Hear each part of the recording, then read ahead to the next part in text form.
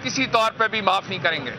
शुक्रिया। अच्छा चीमा साहब, एक आज बयान आया अदालत में, कहा गया कि अगर फैसला वही अदालत करेगी जो सबको कबूल होगा और जिसको तस्लीम किया जाएगा। तो अदालत ने कहा कि अगर आपको फैसला ये तस्लीम नहीं है तो हम रिवर्स फैसला कर देते हैं, असम्बली बहाल कर देते हैं, अगर तारीख कोई नहीं दे सकता। इस फैसला, अगर ऐसा फैसला आ जाता तो फिर तहरीक इंसाफ क्या है? देखिए, बहरहाल अदालत बेहतर समझती है, फैसला जब आएगा उस पर बात करेंगे, लेकिन मैं ये समझता हूँ कि आईन इस हवाले से बड़ा वाज़ेह है कि अगर कबल अज़ वक्त असम्बलियाँ तहलील होंगी तो 90 दिन के अंदर इलेक्शन कराने की इलेक्शन कमीशन जो है पाबंद है। इसके अंदर एक भी दिन की अगर डिले किया जाएगा तो वो आइन सिकनी के ज़िम्मे में आएगा। चीमा साहब ये बताइएगा चीमा साहब ये बताइएगा कि कैप्टन सफदर ने कल एक बात कही है, उसने कहा कि जी मुस्लिम लीग नून को जो है इज्जत, वो जो वोट को इज्जत दो का बयानिया है वो दफन कर दिया मुस्लिम लीग नून ने खुद ही, और अब कोई और बयानिया बनाना पड़ेगा। तो क्या आप समझते हैं कि मुस्लिम लीग नून जो है आने वाले इंतखाब में, आने वाले जो इंतखाबात है उसमें कोई नया बयानिया लेके आएगी वोट को इज्जत दो? सफदर ने कोई नई बात नहीं की, ये कौम पूरी अच्छी तरह से जानती है कि ये कौम को बेवकूफ़ बनाता रहे। पहले 80 और 90 की दिहाई में एक दूसरे पे चोरी के केसेस डाल के कौम को बेवकूफ़ बनाते रहे। फिर उसके बाद हमने देखा कि ये किस तरह से, हालांकि हम 1996 से कह रहे हैं कि ये दोनों एक ही सिक्के के दो रुख हैं। इन दोनों का मकसद जो है, सियासत में आने का मकसद सिर्फ लूट मार करना है, अवाम की खिदमत हरगिज़ नहीं है, और वो वक्त ने साबित की है। आपके सामने सिर्फ ये नारा लगा देने से तो वोट को इज्जत नहीं मिलती। वोट को इज्जत तब दी जाती कि अवाम ने जो इन पे एतमाद किया था।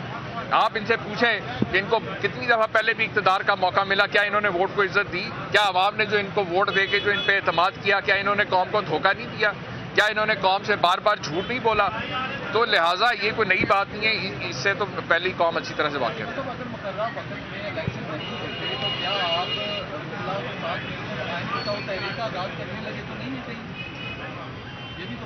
देखें, वो ज़ाहिर अगर कोई इस किस्म का फैसला आएगा जो मावरा आइन होगा या कोई जो आइन से मुतसादम होगा तो यकीनन उसके हवाले से तहरीक इंसाफ अपना जो है एक लाएअमल जो है वो बनाएगी।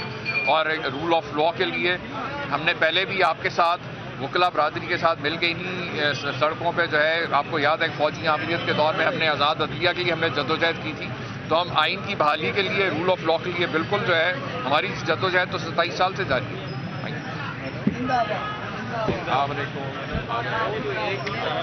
चीमा साहब साढ़े कैंप से चलो जनाब जी वालेकुम। चलो तुसी कैंप पे चलो जी जी आए जी आए। तो सरगोदा वाले भाई साहब किधर हैं? अब थोड़ी सी जगह दे दें, ये ज्वाइनिंग है। आप इधर आ जाए ना, ये सारे इधर आ जाए, बच्चे बाहर आ जाए, सारे निकल आए यहाँ सिर्फ मुगला के लिए। आप इधर आ जाए, उधर आ जाए सारे। आप लॉयर सारे बताने लगे, सदर साहब आ गए, इधर बुलाए ना उन्हें। किधर है वो? आप यूँ करें ना, आप इस तरफ आए, मेरी इस तरफ आए, आप उनको बुलाए ना, आए प्लीज।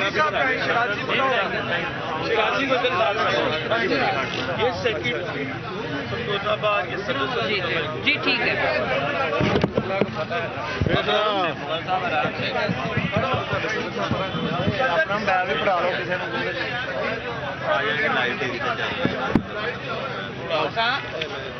बिलाल, ये इसको बुलाए बिलाल।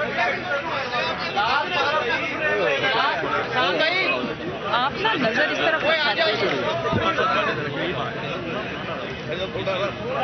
जी। हसान आओ ना, खुद भी आ जाओ। बिस्मिल्लाह रहमान रहीम। अच्छा जी ठीक है, आपके साथ आए जी, ठीक है। बिस्मिल्लाह रहमान रहीम।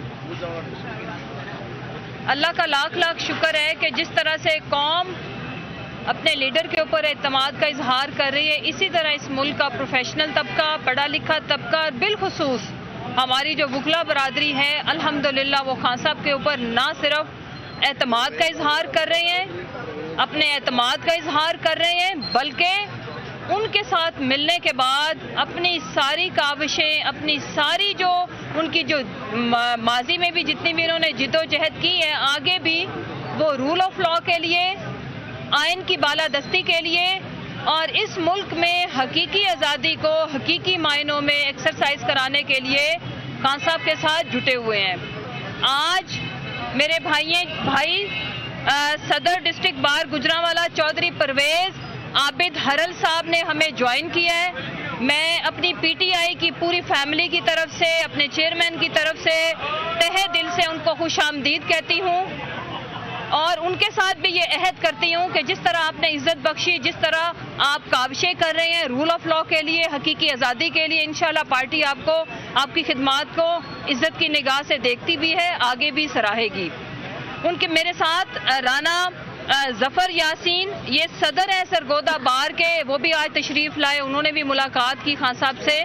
और उनके साथ ज़मीर हुसैन शिराजी जो जनरल सेक्रेटरी हैं सरगोदा बार के, वो भी तशरीफ़ लाए। और साथ हमारे जो यूथ, हमारे जो वकला, जिन्होंने, मैं तो खुद जब 25 मई का सानिया मैं तो कहूँगी हो रहा था, मैं अपने वकील भाइयों की बस में थी, मैं और चीमा साहब, जब हमारी बस तोड़ी गई, हमारे ऊपर तशद्दुद हुआ और जिस तरह से ये भी पाकिस्तान की तारीख में पहली दफ़ा हुआ कि इतनी बड़ी तादाद में वकला को गिरफ्तार किया गया जो कि हक और सच की आवाज़ उठा रहे थे।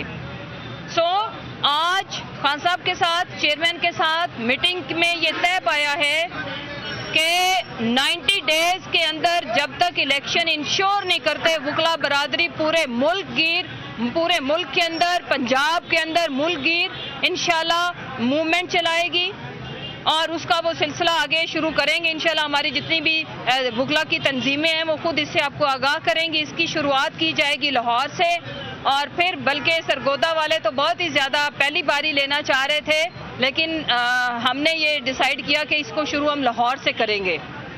और दूसरी जो बात, उसके बाद मैं अपने दोनों भाइयों से रिक्वेस्ट करूंगी कि वो भी अपना मुद्दा रखें अवाम के आगे कि देखें, पाकिस्तान तहरीके इंसाफ का नस्बुल-ऐन सिर्फ एक है कि इंसाफ के लिए ये जमात बनाई गई थी और जब तक इस मुल्क में रूल ऑफ लॉ नहीं होगा, आयन की बालादस्ती नहीं होगी, कोई हकीकी आज़ादी का ख्वाब भी न देखे नामुमकिन।